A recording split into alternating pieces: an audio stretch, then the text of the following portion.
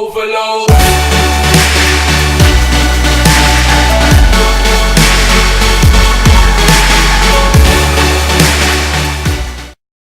Hey there guys, and welcome to episode 4 of the FIFA 14 show. It is Niran here, and this is the series, of course, where I talk to you about the latest developments that have occurred concerning FIFA 14. Now, I'm going to go straight into this, because there's been absolute carnage in terms of developments that have occurred this week.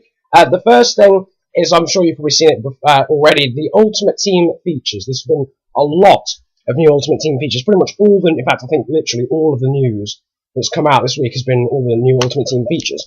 Now, the main thing is the chemistry styles, which I'm sure you've obviously heard about, but if you haven't, chemistry styles is something that's actually replacing the old formation cards, even. So you won't have to buy formation cards for a player that you get in a pack.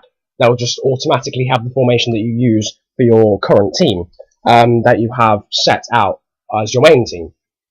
So if you're using a 4-3-3 formation, any player you get in a pack will be 4-3-3, as far as I'm concerned. So, what this is it changes the player's style, and it means that you have a lot more flexibility in what you want to do with your team. So, for example, there's there's like a shooting card, and this improves your, obviously, shooting and heading abilities. So if you've got a striker that's quite cheap, and you bought him to be agile or something, but he hasn't actually got the greatest ability in the air, or when it comes to finishing, you can apply this card, and it also gives them a lot of chemistry, as well as improving their attributes on those certain aspects of their game.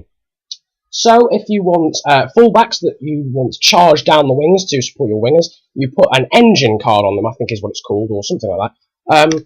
And basically, it gives them a lot more stamina in a game. It's like that second wind thing, trait that you can have as a virtual pro. And it gives them that so they can charge back and forth down the wing as you please. So that gives you a lot more flexibility when it comes to designing your team, not just the players that you want.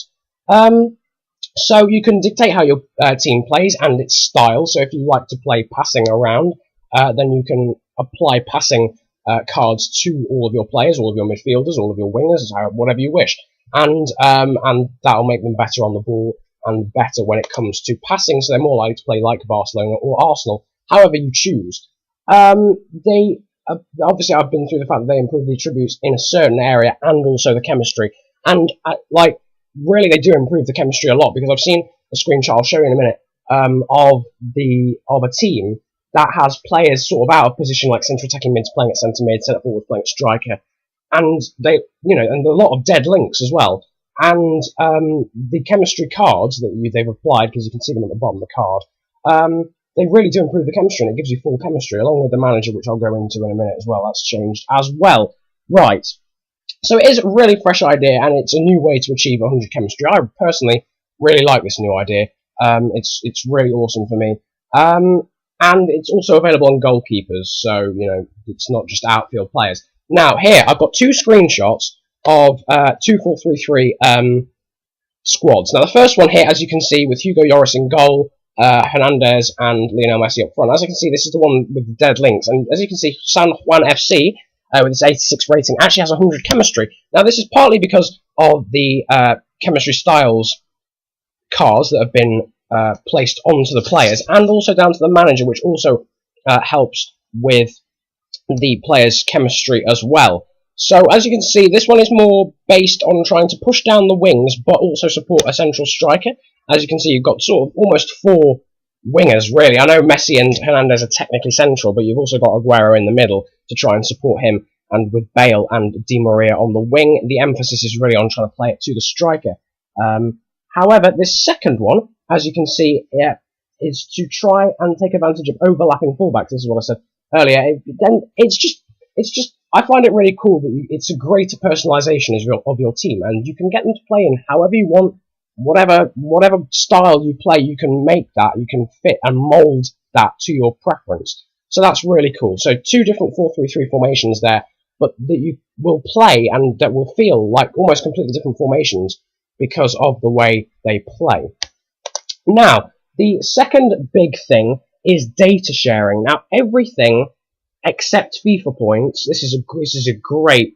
I think they've had. They said they would have good news about this soon, and it is great news. Data sharing. Everything except FIFA points can be transferred constantly between old and new consoles. So FIFA points you can only transfer once. You can transfer them, but you can only do it once. So that means that includes currency and club info, like the history and division and your cup progress are all included in this data transfer. So you can play games on whatever console you want. If you don't want to get an Xbox One or a PS4 yet, and you've got your Xbox 360 or your PS3, you can still do all of this stuff. And then when you get the Xbox One and the PS4, you won't have to buy FIFA again. All of your progress goes with you. It's fantastic. And also, along with this, is the auction house uses a common server. So Xbox 360 players, for example, can buy a card or a player or whatever off sorry if I said that right. An Xbox 360 player can buy whatever off an Xbox One player. So you don't have to worry about whatever machine they're using. You can just literally transfer between each of those. So that is really, really awesome for me. I'm really glad, because I don't think I'm going to have enough money personally to buy an next-gen console straight away. So that means I will just about be able to carry on with my YouTube series and stuff on the old consoles and still be able to trade and stuff with people. It means a wider audience of things that you can buy. Anyway, that's all the big things. Now, the small things. The first one, I should have said this with the chemistry because it sort of fits in with that. First thing is loyalty. Now, what this is, again, it improves the chemistry system of your team. And basically what it is, if you get a player out of a pack, they come with loyalty. So their links will be stronger with other players. Whereas if you buy someone off the auction house, they won't come with that loyalty until they've played, is it 10 games, I think? 10 or 20 games. I think it's 10. And yeah, that's just quite a nice feature, because obviously in teams, you do have players who have stayed there for longer and have that sort of loyalty sort of figure that molds the team together. So that's quite realistic and quite nice to have actually as well. And after that, the next thing, I'm sure you've seen this already from the screenshots I've said, but there is a new squad layout, emphasising the starting 11 rather than having the cluttered sort of substitute bench as well. They're a shield shape, as you can see, but I kind of prefer the cards they've got at the moment. I don't know what it is about the cards, the new ones that they're implementing into FIFA 14, but I really do prefer the old system. But anyway, they've changed that and they have shield shapes. It does, to be fair, it does make the squad layout a lot less cluttered, even.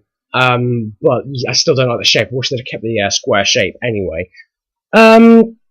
Another thing is, in a response to the community feedback, they're bringing back single online matches again. Now, this is basically, a lot of people used to like doing this because you can try out new formations, new players that you've bought, and lots of things like that. So that's quite nice, and without the pressure of divisions, leagues, and cups and the such like. So that's quite nice that they've brought that back. Customization options. You can now choose captain, free kick takers, penalty kick takers, corner kick takers, numbers, etc. A lot of people have been, the numbers especially, a lot of people have been confused as to why you can't change that. And having the goalkeeper always number 2, that made no sense to me. But yeah, so that can now be changed. We've got 10 divisions instead of 5 now. I think this is true. I read this on the EA website, but yeah, you've got 10 divisions now when it comes to online divisions instead of 5. So a bit like the non-Ultimate Team divisions. And, well, I don't know.